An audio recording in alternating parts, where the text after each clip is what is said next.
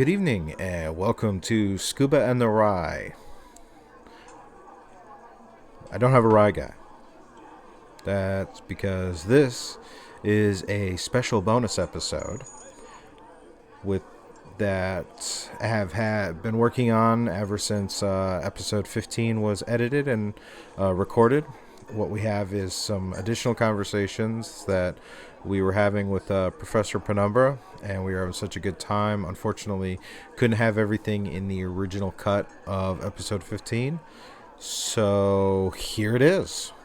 In this one, we kind of talk about the iPhone 11. We talk about the Marvel shows coming to Disney. We talk about Moon Knight. We talk about the Sega Dreamcast because it had a birthday at the time when we recorded episode 15.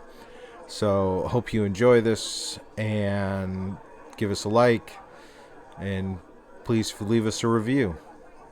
Also, thank you to Sirenscape for the sound backgrounds and soundboards for this intro and outro conversation. Obviously, this episode predates when we started using Sirenscape for our episodes, but nevertheless, I'm going to make sure we include it. So, without further ado, let's roll right into it.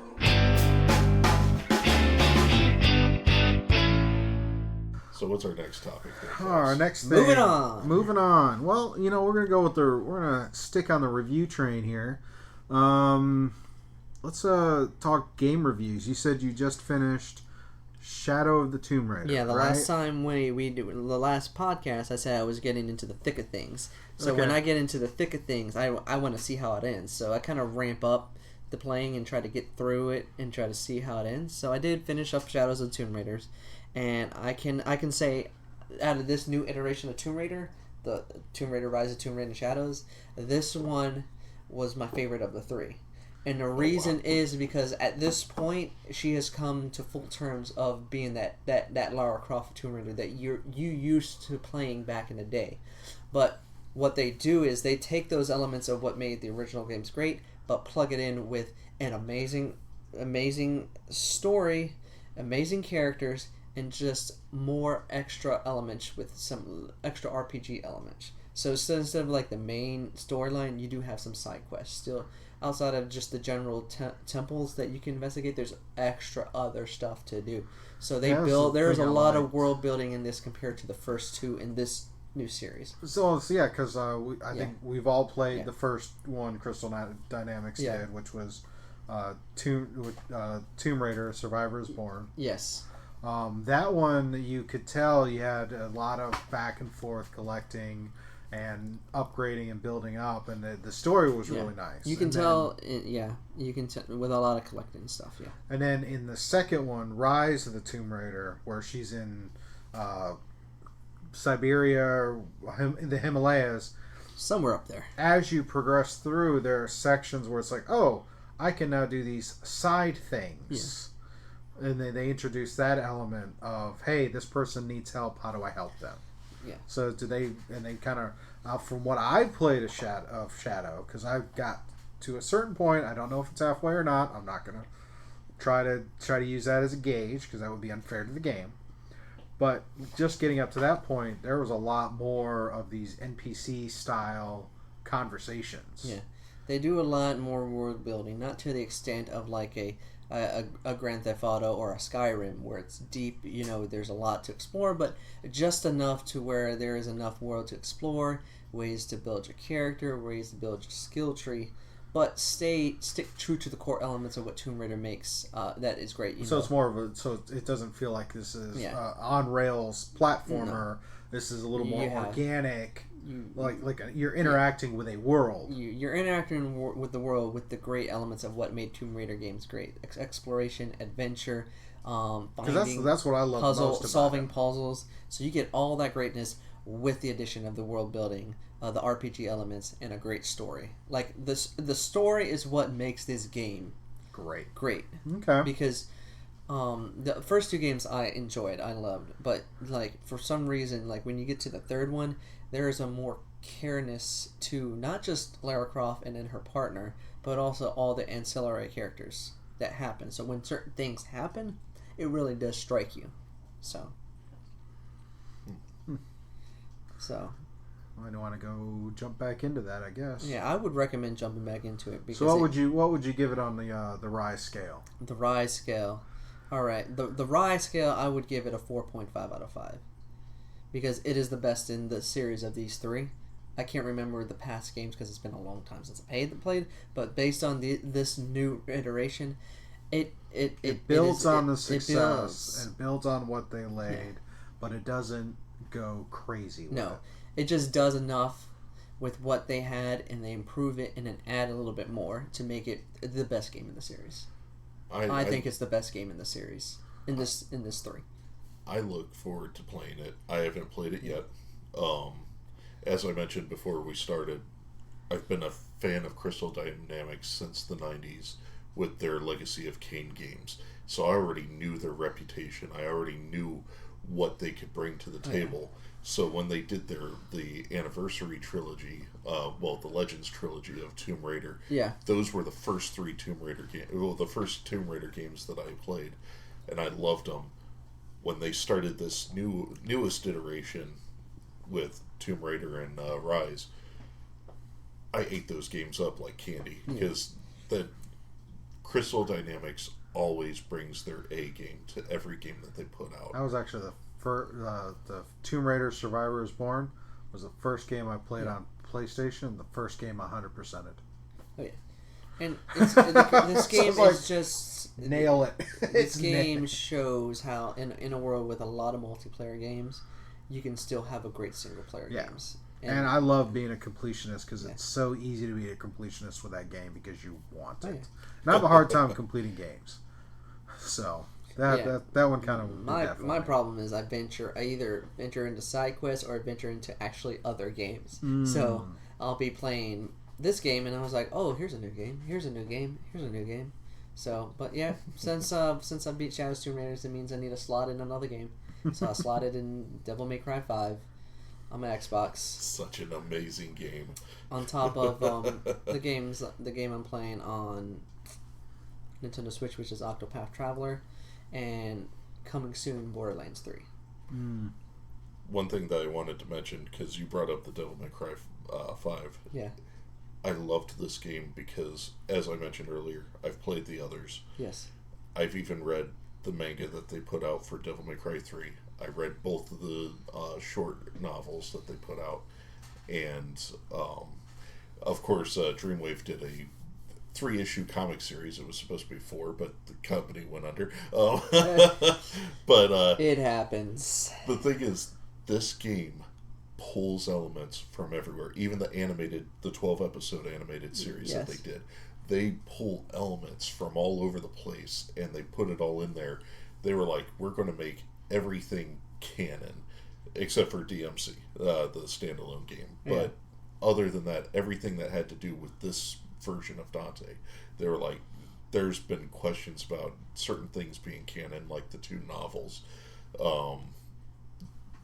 The creators of this one were like, oh no, we're going to put references to those in there. And I like that. I like that when you have developers that pick up on a franchise and bring in all the elements of the franchise when the franchise crosses media. Yes. That, I think, is really nice. It's just a good writing because you know what works and what doesn't, so you know how to bring in the best of both worlds. And that's our running theme, whether it's film, a video game, comic books, as we're about to get into. You have your 3 elements. You have your character, or your actor, you have your story, and then you have your director. If the 3 of them don't line up right, you got nothing but a problem.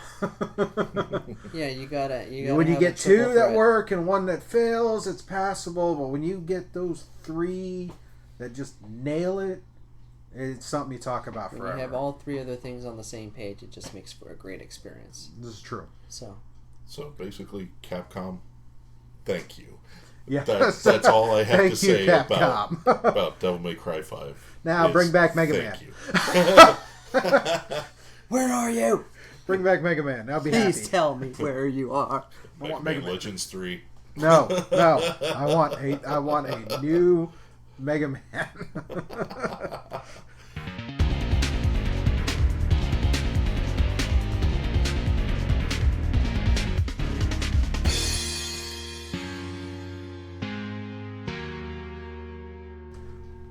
Side note, I picked up my glasses. I got a new prescription, so now I get to rejoin the Cyborg Nation. You can see. I can see-ish. I don't know. I'm still getting used to them. Well, ish is better than not. Yeah, well, I could see before. It's just, this is kind of that distance, but will ultimately correct my reading. Yeah. Because my problem is not really far away or really close. It's that distance that's like right beyond my hand. So, but it's all good there. I think that's all I did. We only know what you tell us. Yeah, trying to make sure because I want to. The idea was to talk about the games and various games going on. Other than that, I started watching Carnival Row, and I checked out Gears 5. How you started playing it? No, I haven't downloaded to play it.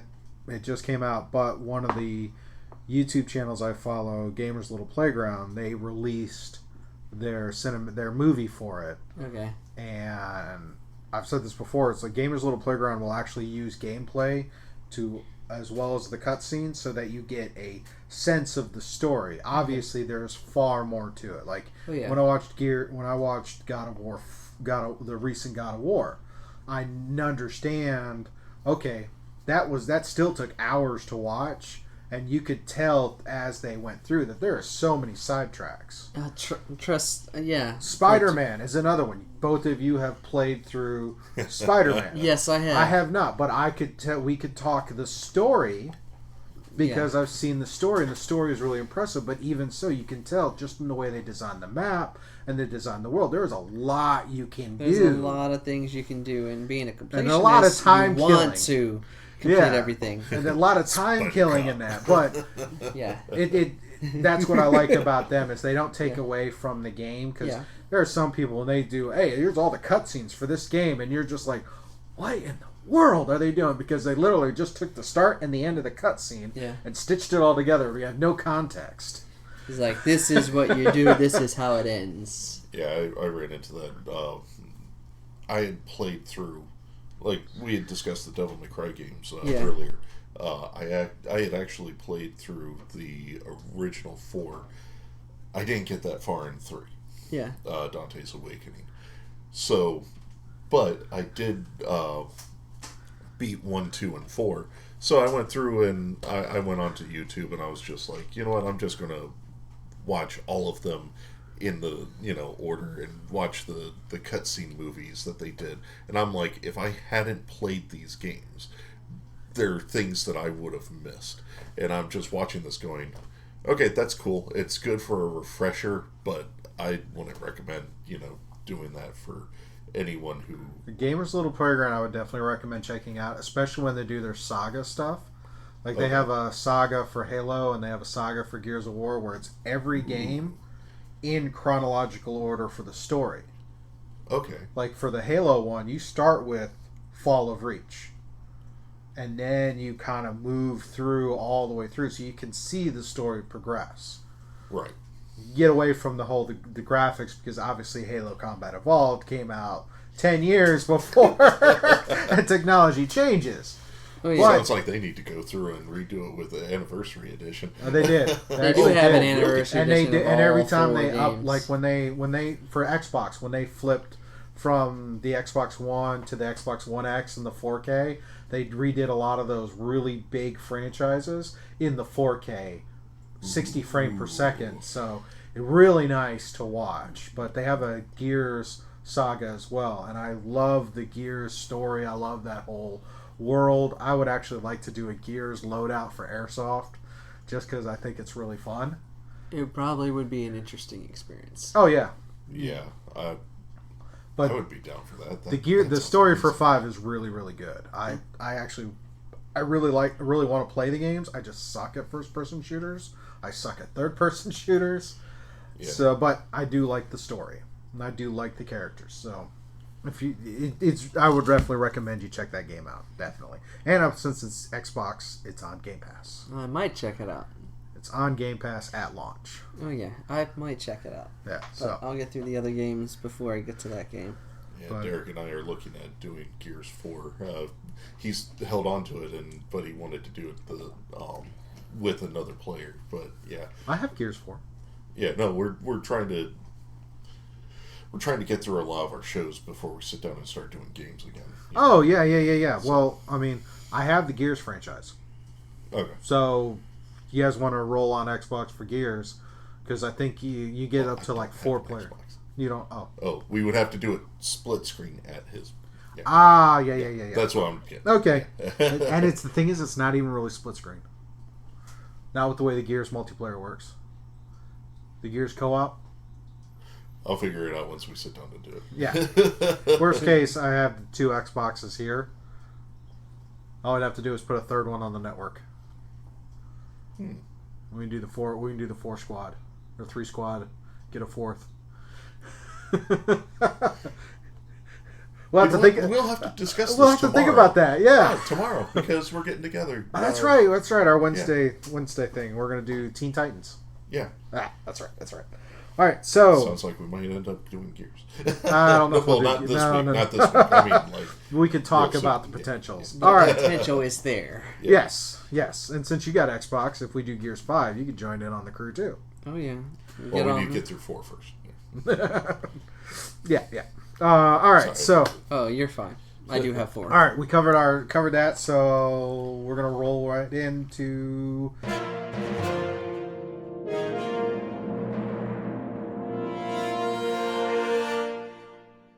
All right. Oh, another thing I wanted to get your take on is, unless there's some other comic stuff. We got it. Rewind. Let's. Next thing in our rewind is the whole thing about Sony and Marvel. The Spidey split, as I like to title it.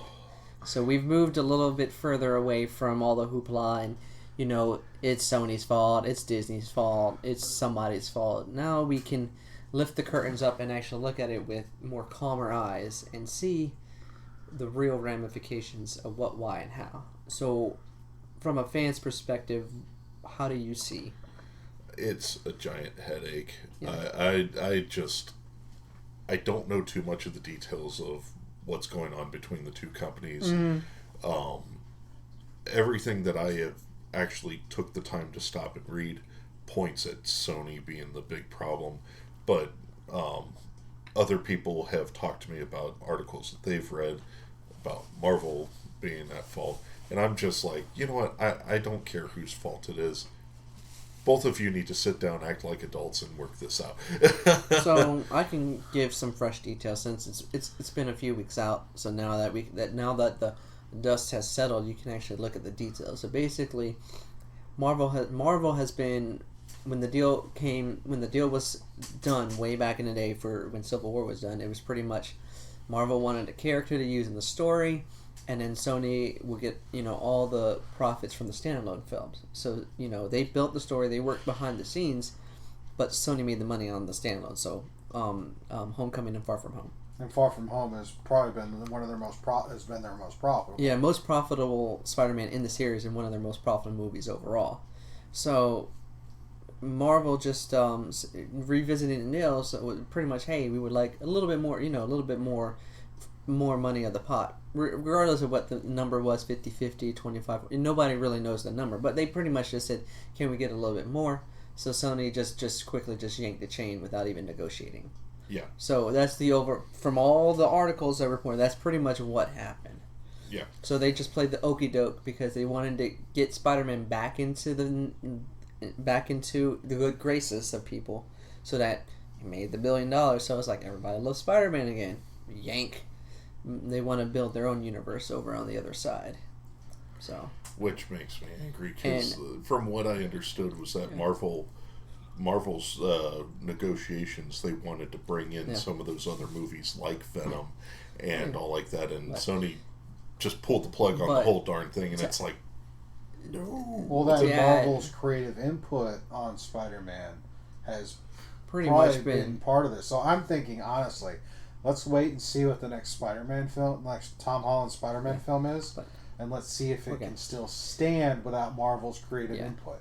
There is another additional layer is that, like you said, Marvel was doing all the creative input, so Kevin Feige was the one that was the main producer on both Spider-Man films, including both uncredited to Venom and also Into the Spider-Verse. He was over those two.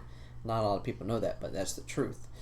And what it is that with the Fox merger, that Disney wanted Kevin Feige to focus more on their own properties now, which included Fantastic Four and X-Men, which it makes sense. They own them now. So because of the hoopla that was Dark Phoenix, they pretty much say Kevin Feige fix this, stuff. So because of that, he was being pulled thin. So Sony pretty much played their hands like, well, we're not going to have him. Let's just pull Spider-Man back. So we will see how that ends out.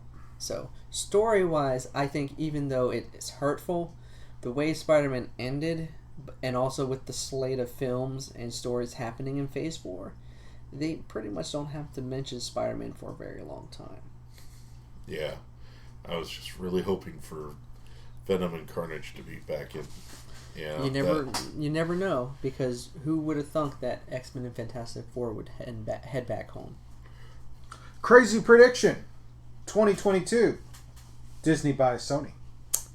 It is the House of Mouse, so it'd be like, here's my dollars, About every 3 or 4 years they bought, the Pixar 3 or 4 or 5 years later, Lucas 3 or 4 or 5 years later, or 3 or 4 or 5 years later, Marvel, then Lucas, Fox, who knows?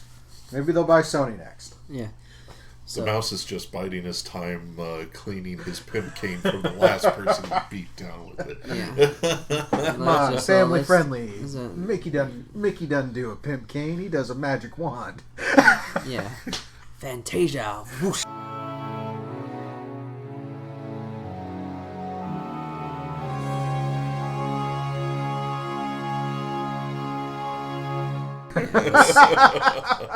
Speaking of Disney and the House of Mouse, they did release and make some releases for some Marvel stuff on their Disney Plus stuff. Again, calling back to their recent D23, which was the Disney event where they talk all things Disney, and some of the stuff they talked about for Disney Plus on top of the plethora of new Star Wars shows was some new Marvel shows. So, on top of everything that was already released for Phase, they announced for Phase 4, they dropped 3 other titles. Yes, there was the She-Hulk TV series going to go on to Disney Plus. Miss Marvel, which uses a different Miss Marvel. Yeah, the Kamala Khan from New Jersey. Yep. So that I'm sure. I know that much. And then of course Moon Knight. Now, to me, Moon Knight seemed way out of left field. That was the one, out of all the announcements, that was the one, if you go back a few podcasts, I said was the most interesting to me, because I don't know much about the characters, but at the same time, I know a lot of people, including yourself, Professor, that are big fans of Moon Knight, and have been wanting Marvel to do something with Moon Knight. Because he strikes me as like the third string type of character, maybe second string. Yeah, I mean, if you were to think of the Marvel heroes as a football team, since we are in football season, you have your starters. Plug in the Packers did win opening night. I'm not going to disagree. I have family in Wisconsin, so Cheese Nation all the way. So you have your starters. I do need to comment on that. I had no issues with the Packers at all. Okay. I'm a Redskins fan. Okay. I was a Redskins fan because my dad was a Redskins fan, and I followed in my dad's footsteps.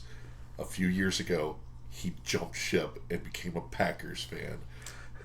Now I have an issue with the Packers because my dad's a filthy traitor. Okay. Yeah, well, to be honest, though, the trophy they give at the Super Bowl is named after Vince Lombardi, who is the Packers coach.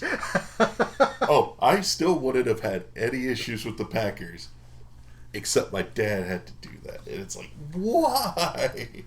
You can be an honorary Cheese Nation head if you want to. No. We welcome people. Yeah.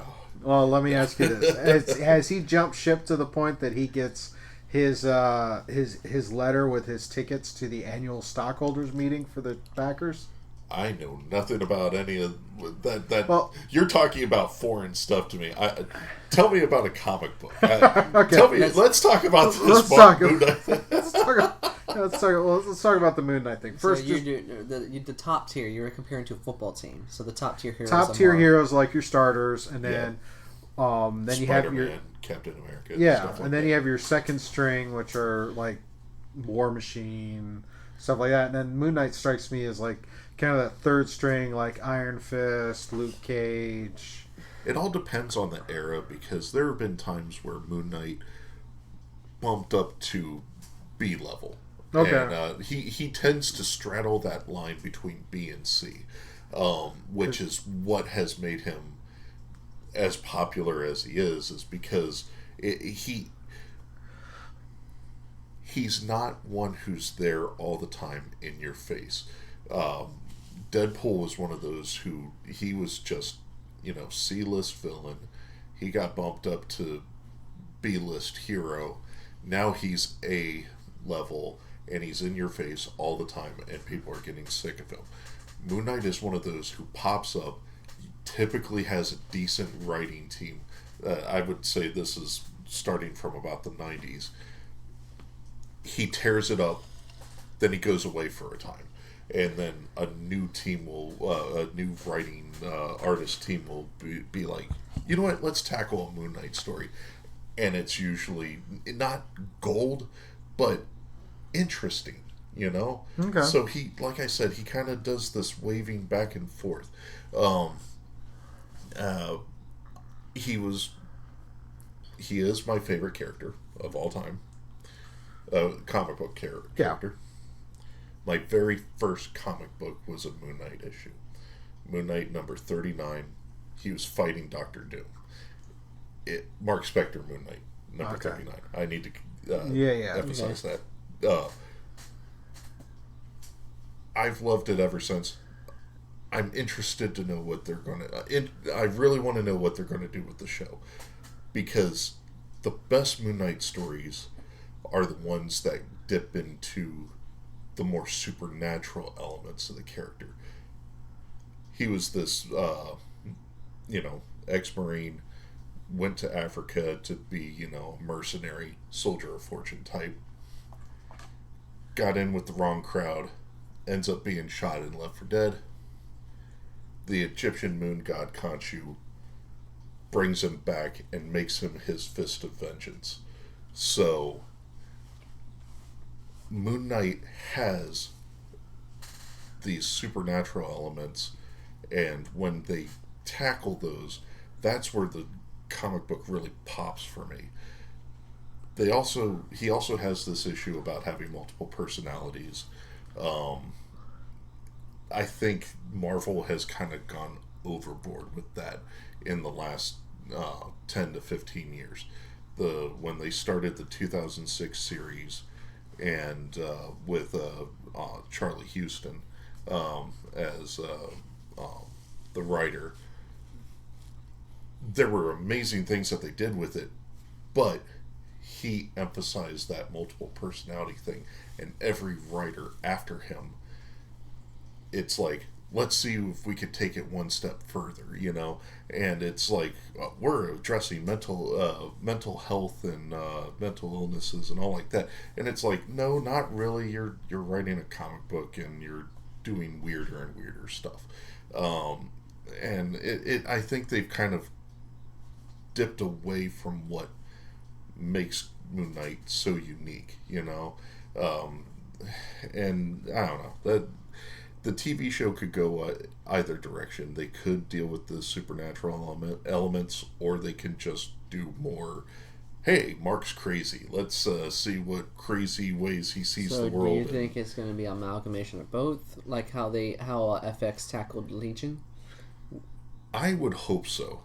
Legion was amazing, by the way. I've only seen a few episodes, but I know based on the writing, they did amalgamation of both. So they've been both spectrums. They dipped more into the mental stuff later on, but it fit with the character because that is the core of Legion.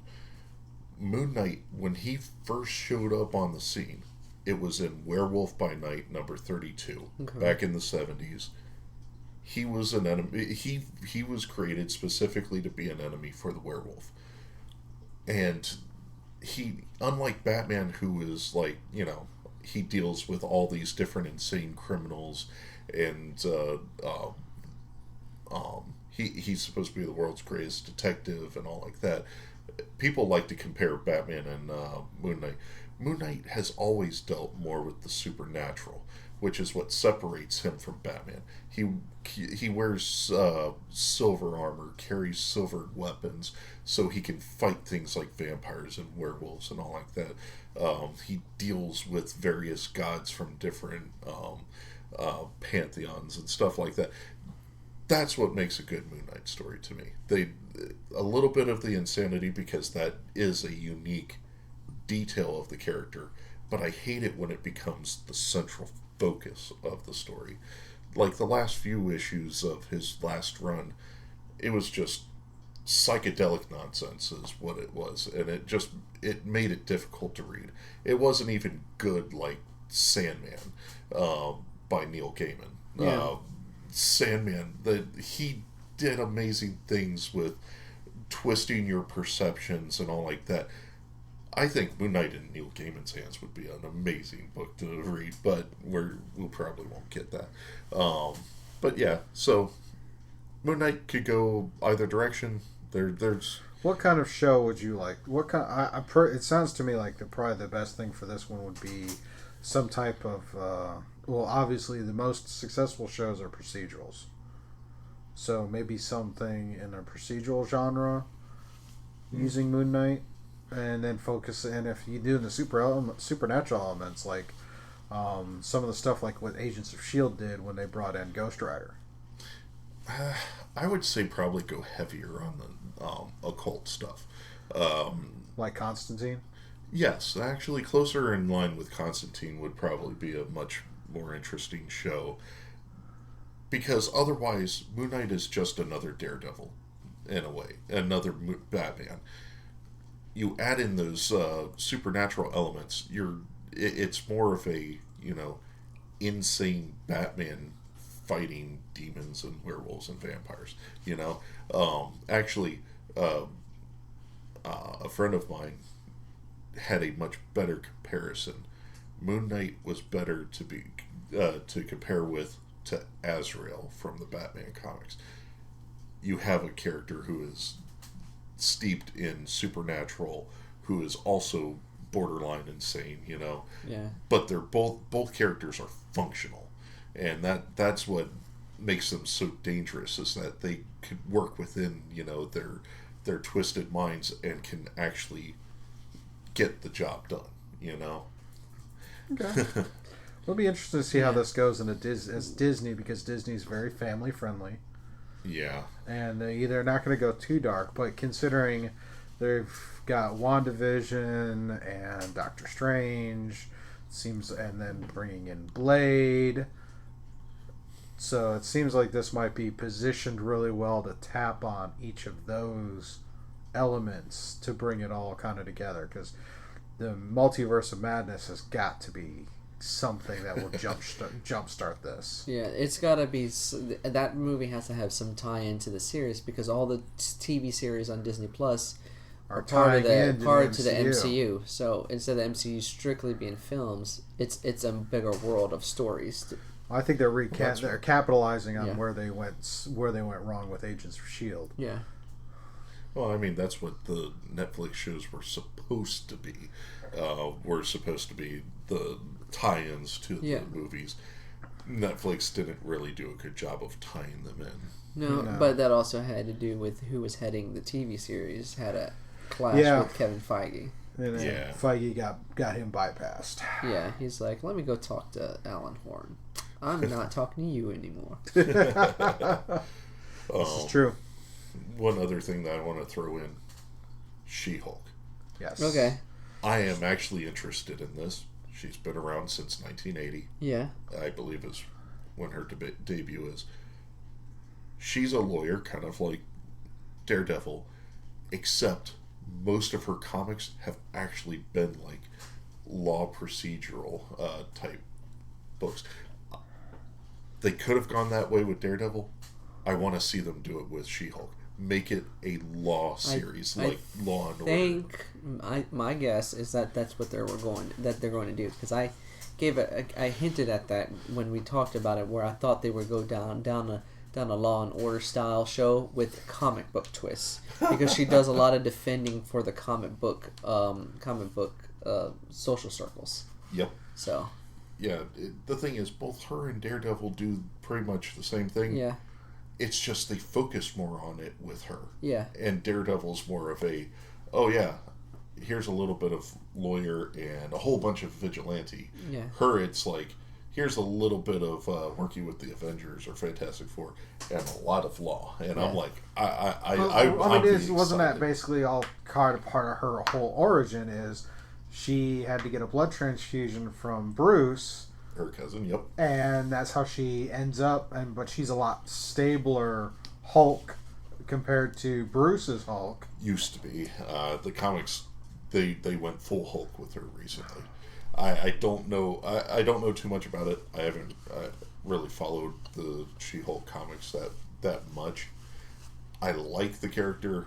I just never really followed the character. So it could be another. Good. It could be, just my guess. Could be another just like clash of personalities within, like Bruce and Hulk clash, and the Hulk person just taking more over. Yeah, I'm hoping it's more like some of the classic She-Hulk stuff, like when she yes filled in on the Fantastic Four for Thing when Thing had left for some reason. Yeah.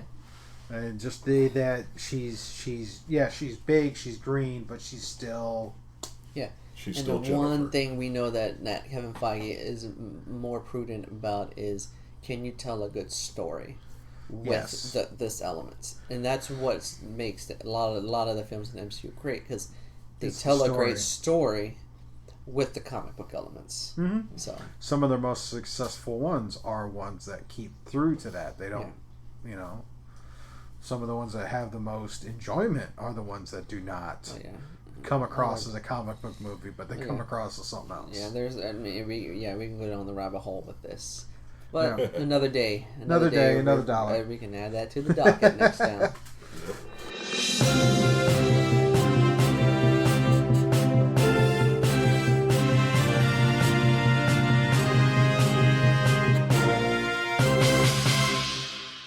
Last thing for us is just some rapid fire kind of news items. Okay. Some articles that we had shared back and forth.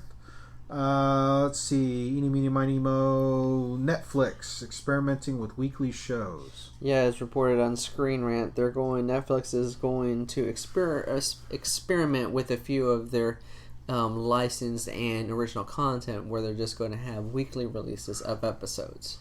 Which I'm okay with this. That we grew up with this. Yeah. We grew up with. We even still have it now if you're using cable and stuff like that. You get the weekly release TV shows. I think, I think as long as Netflix does not get into what Disney...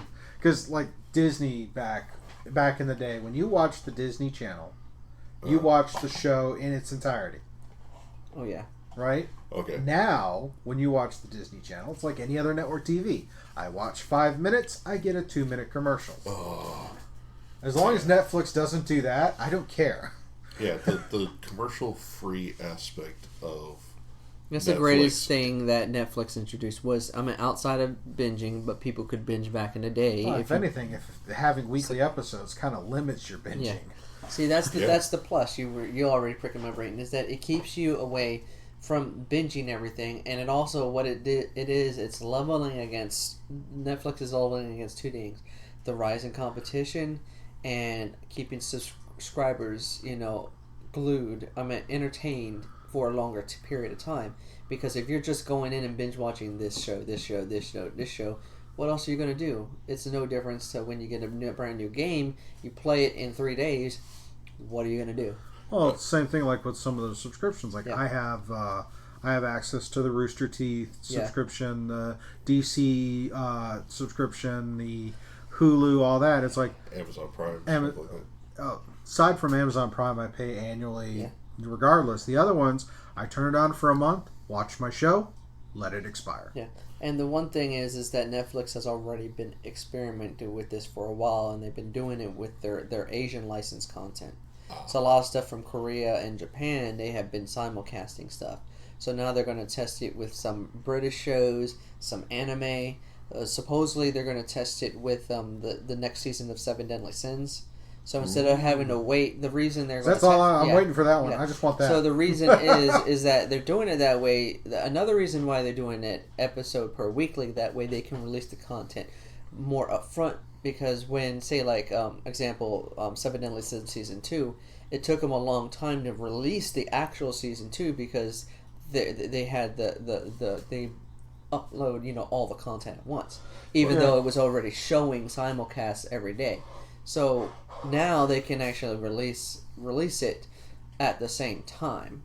But it'll be episode content. But the thing is that if you're an anime fan, like you said, like a lot of the streaming services, like Funimation and Crunchyroll already do weekly for their simulcasts.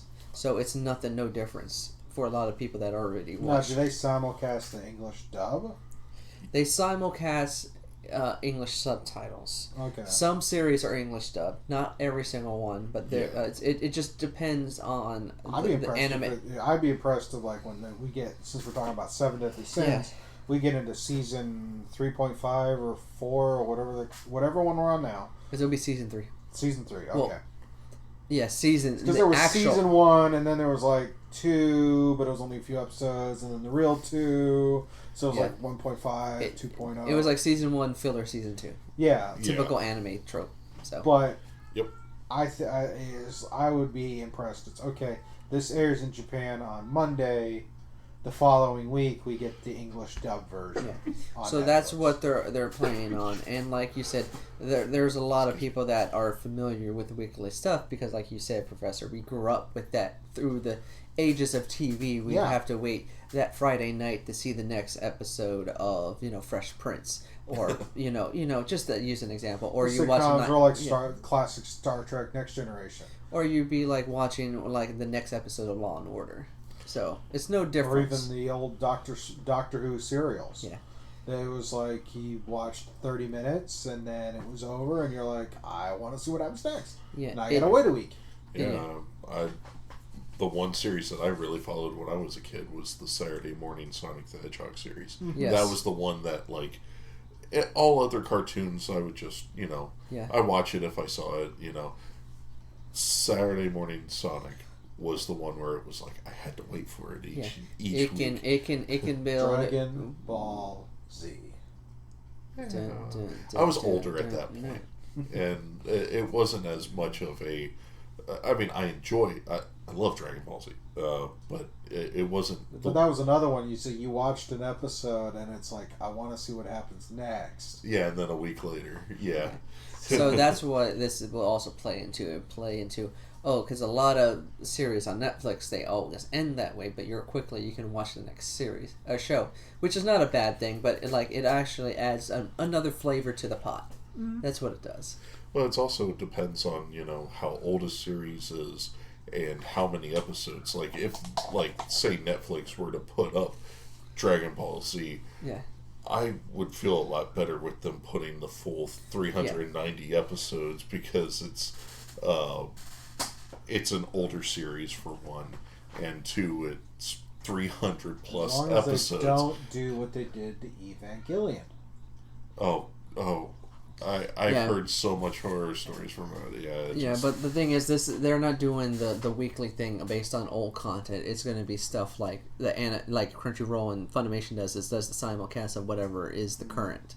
So, okay, I'm done with that. So I'm okay with that. All right. See our next thing. Let's go back down memory lane and look at Dreamcast. Yes. Is the Dreamcast 17 years old now? Yes. 17. Yeah. Yeah, it was 2002? originally released on November 27th, 1998. So in Japan, the Dreamcast was a shot of redemption. 20 years at this point, then. Yeah. Yeah, 98. That's 21 years. Yeah. Yeah. Well, it was released 17 years ago in the United States.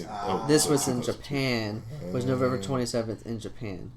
So, 17 years stateside. Fair enough. So it's just a more. I found an article on Kotaku where the person played a revisitation because of the anniversary, thinking back to what the Dreamcast is, and what it could have been if it lasted.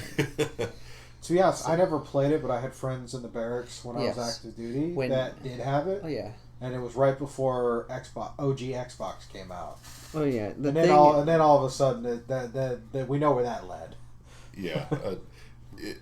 For me, it was like I had a Sega Genesis. Yeah. And I was really loyal to Sega for a while.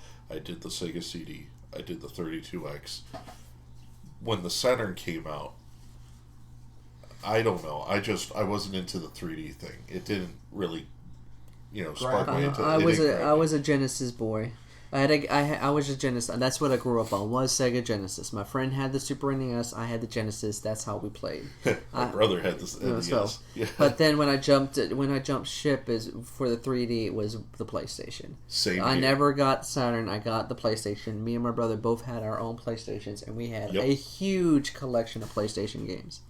But then the Dreamcast came out, and then there was a slight hint of redemption because the Dreamcast had it all. It had a lot of great features, and it was ahead of its time because of incredible powerful graphics, online capability, and a playful take on media. So it had an amalgamation of things that people didn't really understand what it was going on until the PS2 and Xbox dropped. And for some reason, when that happened, it just shattered the dream of what Dreamcast could have been. Yeah, it was kind of like that in between. Yeah. Like you had the PlayStation, this Dreamcast fills in this little niche, and then the PS2 and, like you said, the Xbox came out and just The thing is that my memories of the Dreamcast is that regardless of how quick of a fail it was, which it kind of hurt. It hurt being a Sega fan. It had some very, very memorable games. Like it was creative into. You had Jet Set Radio. You had one of my favorite fighting games is on the Dreamcast, and that's Power Stone 2. That game, it was for me because I was younger. So when I played it, to me it was very revolutionary because it was a open arena with 4 players at the same time.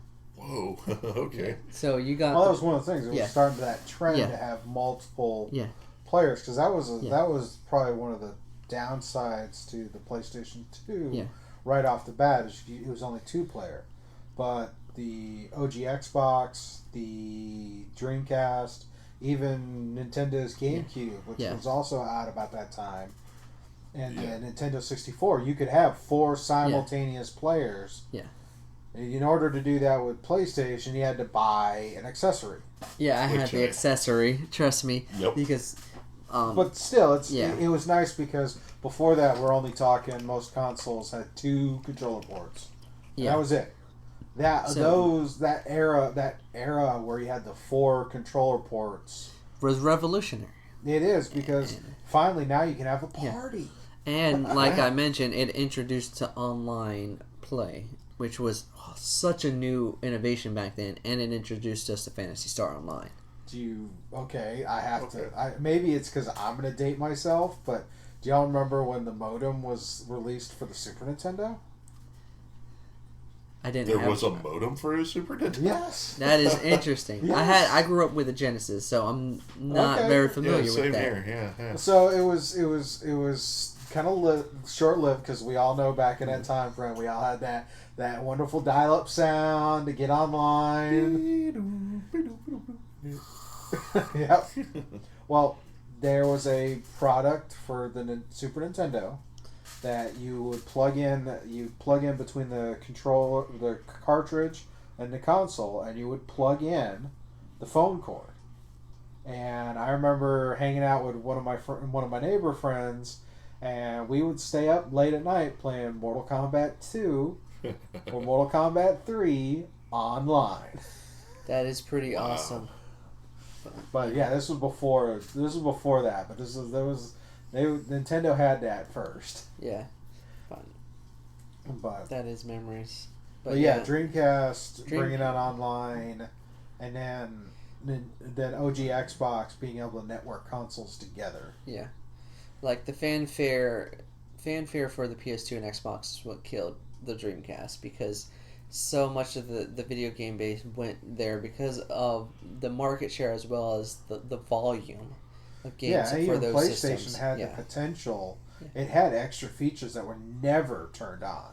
Yes, there was just so much more that Xbox and the PS2 did with what the Dreamcast introduced. It just pushed it to the side. Yeah, I mean, the PlayStation, I agree, had all the games in the world, to really drive it. Xbox only needed one that brought it the fame that it had. That is very true. It only needed one game, and that one game drove that system. And for those of you who are sitting there scratching your heads, like all two of you listening to this, it's Halo. Halo was the game that made the Xbox the monster that it is. So, yeah. Halo Combat Evolved. Those Halo nights at home in high school, but this is a Dreamcast conversation, so right. So it's a bittersweet. You can't have a Dreamcast. You can't have that conversation without looking what else happened. Yeah. Because without them coming together with Combat Evolved, the fact that the OG Xbox, you could start networking consoles together to have these massive 16-on-16 player games. Yeah, the Dreamcast, it opened the gates for these other two consoles to come in. It's like, here's this big gate to the future. Dreamcast, like, I got this. Lock picking. I picked the lock and got flattened as everybody else went over it. It's just hopefully there's some titles that can get revisited back from the Dreamcast, can be brought back. Well, most of Sega's stuff's been purchased by Nintendo at this point. I know Shenmue 3, it's got a Kickstarter, so it's supposed to be released on the PS4 sometime soon. Nice. Which kind of leads in, again, nostalgia. Go ahead. All that I was going to say is, even though I personally never played the Dreamcast itself, I have played several Dreamcast games because I was a big Sonic fan. Yeah. GameCube, I was able to get the Sonic Adventure and Sonic Adventure 2, and some of the best Sonic games ever created. Oh yes, they were, and it makes you sad knowing that those games were they introduced so many amazing games, and then afterwards they couldn't figure out what to do. It's like they could not figure out what to do with the character. Sonic 06 and onward. Up until Generations. Generations was actually good. Yeah, Generations was good. Yeah. Sonic Mania made me feel good. Oh, I need to play it.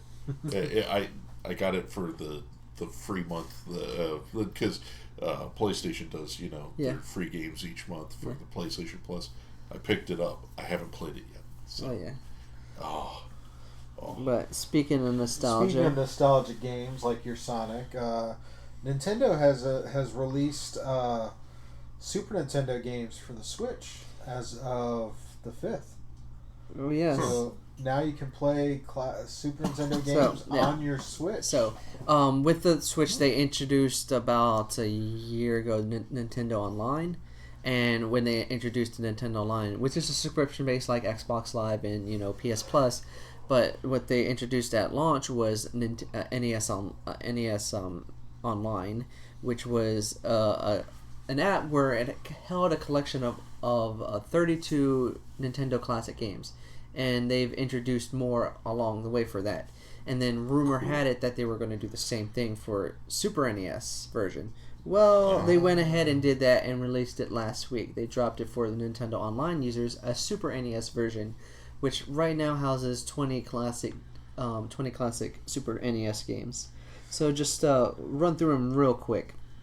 Brawl Brothers, Demon Crest, Joe and Mac 2, Lost in the Tropics, Kirby's Dream Land 3, Star Fox, Super EAD, Earth Defense Force, Super Mario Kart, Yoshi's Island, Super Puyo 2, Super Tennis, Breath of Fire, F-Zero, Kirby's Dream Land Course, Pilot Wings, Stunt Race FX, Super Ghouls and Ghosts, Super Mario World, Super Metroid, Super Soccer, and The Legend of Zelda: Link of the Past. Those are the 20 that are available for free when you have a subscription to Nintendo Online on the Switch. That sounds great. And they will be releasing new ones to that and the NES platform. When Earthbound is on that list, I will be impressed. Well, Earthbound is on the Super NES Classic. Yes. I need to get my hands on one of those. Yeah, I was about to say, that list almost sounds similar to the one that's on the SNES Classic. It is, but the thing is that with this, they're going to continually to add.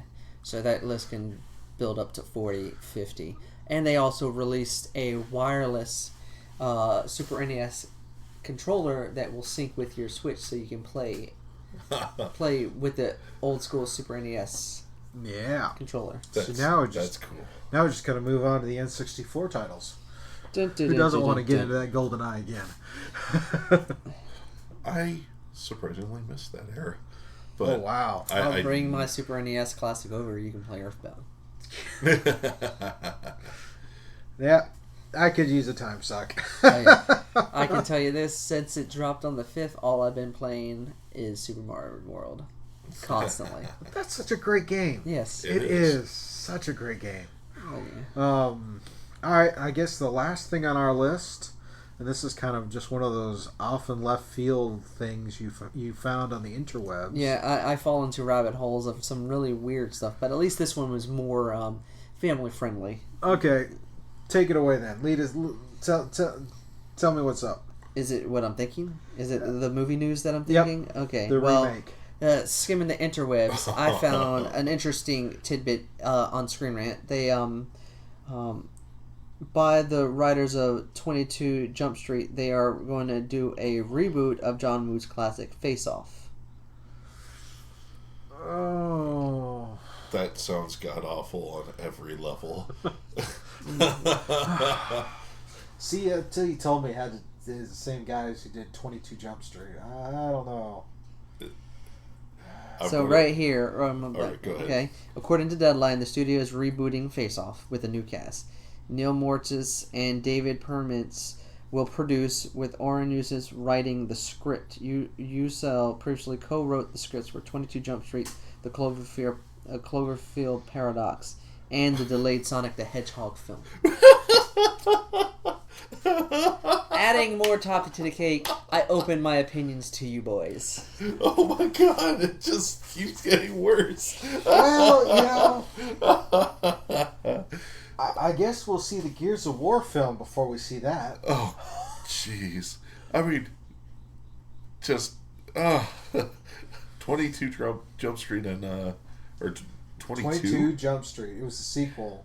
Yeah. Oh, okay. It was a sequel to 21 Jump Okay. Street. Yeah. I was about to say Channing Tatum and Jonah Hill, Jonah which Hill. For me, 22 Jump Street was one of my favorite comedies. Oh, really? Yeah, it's it's my kind of comedy. But well, you know. I mean, it obviously was successful to a point. Yeah. I haven't seen the fact that they made a Cloverfield sequel. Paradox, but I do remember that is on Netflix. Yeah. I did watch it. I thought it was okay.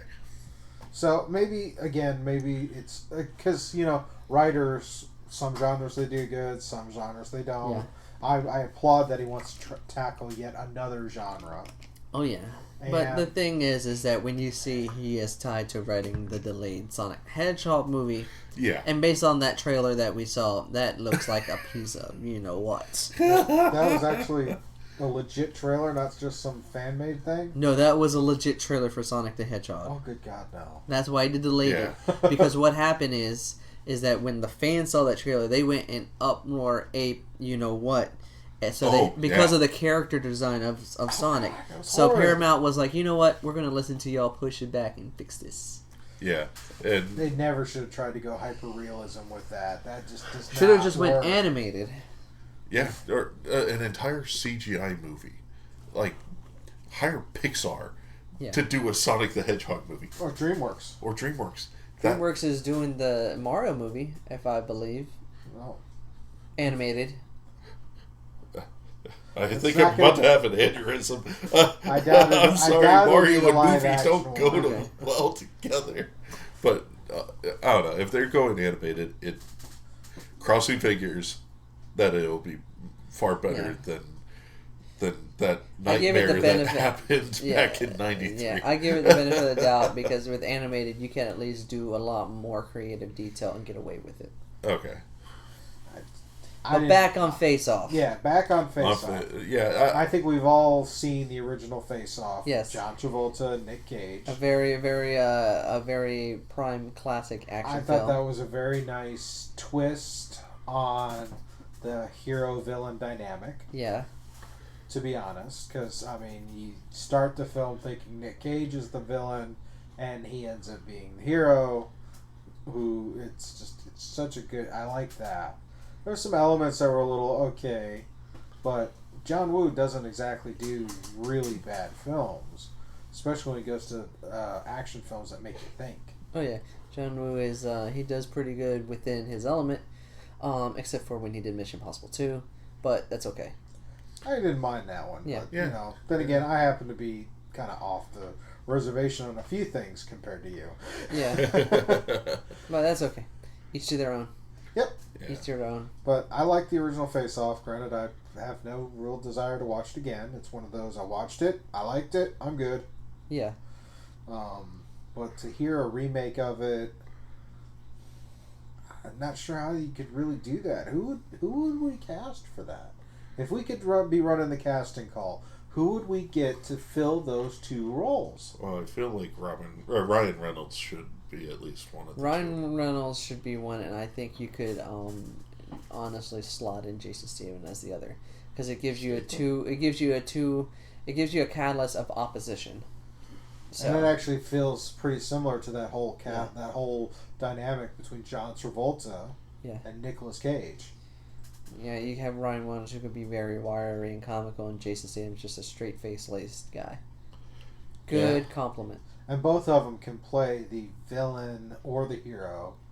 And both of them, and I think they'd be curious. I think with the way Statham's wisecracking is, or not Statham, but Ryan Reynolds' wisecracking.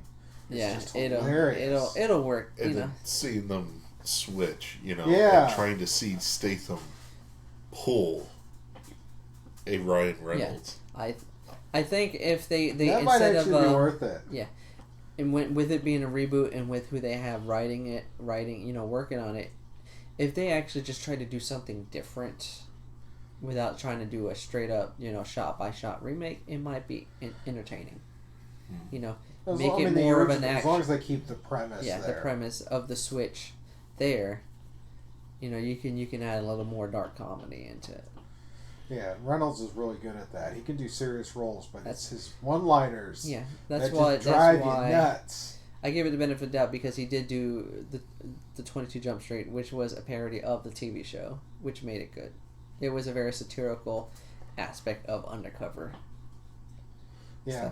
But we'll see what what the remake does. Yeah. Well, we'll see how far. Right now, it's preliminaries. When they announced they're gonna revisit the Matrix franchise and do a fourth film. Oh yeah. we can play the rewind button with that on you another day. It took me a minute when I read the article and read the name, read that the Wachowskis are returning. My first thought was the Wachowski brothers. Oh wait, that's right. They're not brothers anymore. Yeah. So. I just reiterating my opinion from before the show. Yeah. I still feel like this is too soon to do a remake of Face Off. Both actors are still alive. It still, uses a lot of the modern techniques for filmmaking and stuff. Well, at least they waited longer than they did to reboot Spider-Man. I mean, come on, how long? I mean, it was only a couple of years after the Maguire trilogy that we get Garfield. That's only because number 4 fell through because they wouldn't listen to Raimi. This is true. Yeah. I can't argue that. Raimi does really good films. Oh, yes. Yep. Drag Me to Hell. Great movie. That was a weird movie. It was a great horror comedy. Yeah. If you haven't watched it, his Evil Dead. I movies. recommend it. Yeah. Well, I didn't mention them because those were obvious. Jack the Ripper. That was the Jack the Ripper one, right? What, Drag Me to Hell? No, Yeah. it was the one where this girl was cursed and she had to redeem herself within 3 days or get dragged to hell.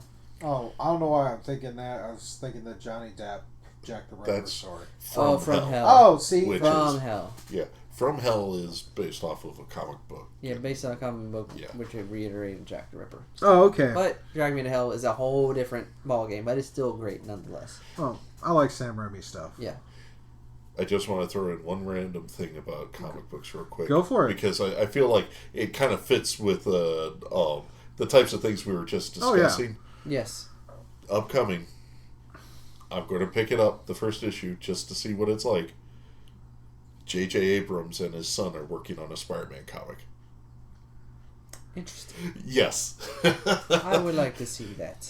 I Yeah, would like to see what they come up with. I don't know. It just kind of fit the theme of, we have these weird remakes and stuff going on with, like, this face-off thing where it's like, it could go either way, It could. It really could. And now we have, like, this Spider-Man comic. Know nothing about it. It's supposed to be a mini-series.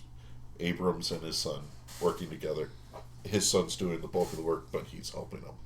And so I'm like, I don't know. Abrams is hit or miss for me. Yeah. So. So his story stuff isn't bad. Yeah. May not translate real well, but if you were to just look at the story, he hasn't done us too badly on what he showed us. Yeah. So. But that was just a quick plug that I wanted to throw in, Plug it in, plug it in. Get everybody scratching their heads. Oh. Abrams on a comic book. Anyway. Throwback. Did you catch the list of the Star Wars shows they're going to put on Disney Plus? I have not. I know nothing about it. Of course, there's the Mandalorian, which we've all heard about. Yeah. There is the show, the one that has the two characters from Rogue One. I can't remember his name. Oh, Cassian and Cassian K2SO. Yeah, Okay. K2SO. They're going to have a series, Okay. and they're going to do Obi-Wan with Ewan McGregor coming back. Actually, I did hear about that one. Yeah. That one I'm really, but because I know we've talked a little bit about Star Wars, and D23 happen to have these shows, and it's like, I know I'm getting Disney Plus because I've got the kids, but I know that's going to be some shows we're probably going to want to watch. We may not watch with everyone we know, Yeah. I still want to watch them. I want to watch The Mandalorian. I am so looking forward to The Mandalorian. I'm going to watch that. John Favreau. John Favreau. Yeah, you're right. Yeah, I got He did it, Yeah. and this is supposed to be this is a Western style. I mean, that's down. coming out. That's like less than 2 months away at this Yeah, point. at launch.